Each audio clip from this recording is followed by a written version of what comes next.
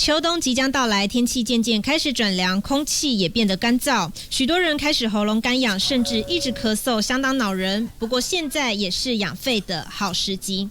天气越来越冷，吃哪一些中药食材可以保养身体？中医师就表示，像是我手上的这个粉光参，可以买回家，然后加入热水冲泡，每天喝一杯，你就可以养气补肺。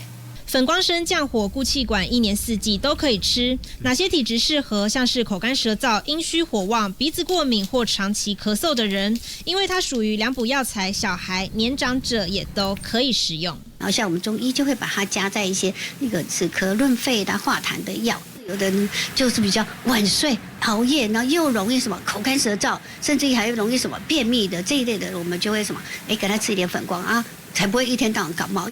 人参好处功效多多，不过医师提醒，脸红、高血压、容易流鼻血的人不建议吃。而提到换季，除了咳嗽，不少人也会出现皮肤干痒症状。